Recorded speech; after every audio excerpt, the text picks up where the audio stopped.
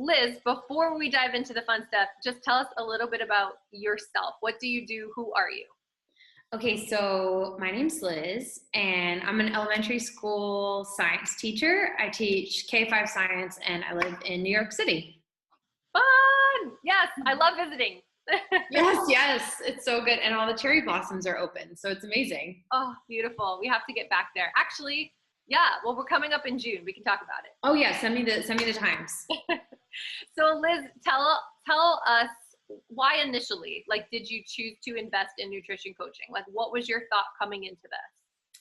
So for me, it was a big step to really think about the coaching because I was just noticing that my relationship with food was just so, it felt insurmountable to me. I didn't know when to eat, what to eat. I never felt like I was having enough. And then when I did feel like I had enough, it was too much or there was too little. Like I just felt like I didn't have the tools to prepare meals or eat meals that really made me feel like happy and full.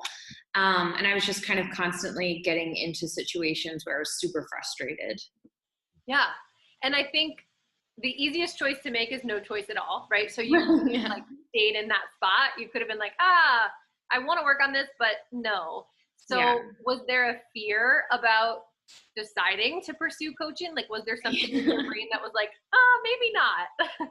Yes, I mean, I definitely had a lot of fear around it. I'm very stubborn too. So honestly, it's taken me years. Like it's not like it was a New Year's resolution and then I was like, oh, a few months and then like, let's get going. Like this has been an issue for me for a really, really, really long time. And it just, I don't know, I felt like I got to the point where I was in just a lot of pain around it and no joy with eating or food and a lot of anxiety. And it's almost like I didn't quite make the decision. It was like I couldn't really stand it anymore. And luckily, I was able to kind of understand that there was the option of nutritional coaching. So it all kind of came together that way because it was like I couldn't really go on the way I was, you know?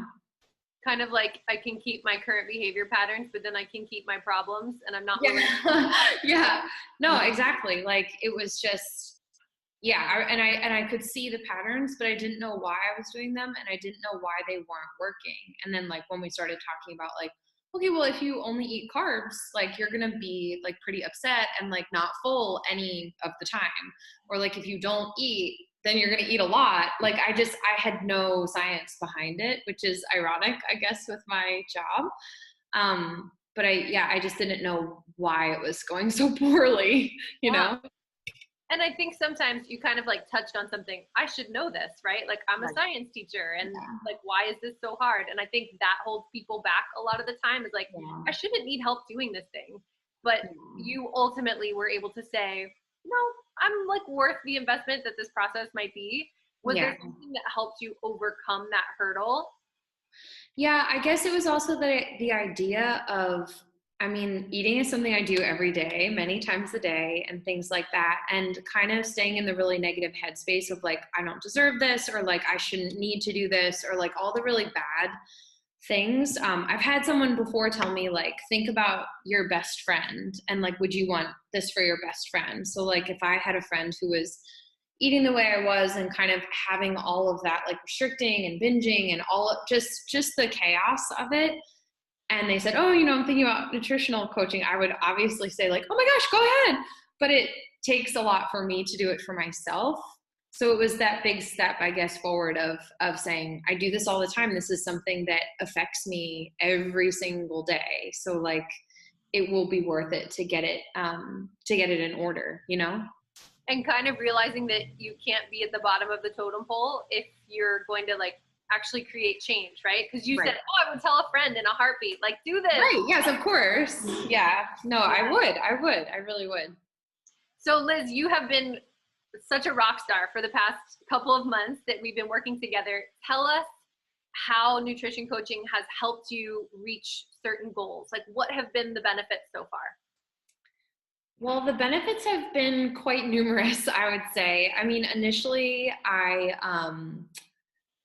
part of it for me was just kind of getting rid of the anxiety around food and also like mood stabilization around like food times and making sure that I had all that in place. So that's just been really great because I don't have to deal with the like ups and downs now that I've kind of figured out what my body needs. So I can kind of just give it to my body like 3 to 4 times a day, and then it's even and it's not something that's taking up my headspace.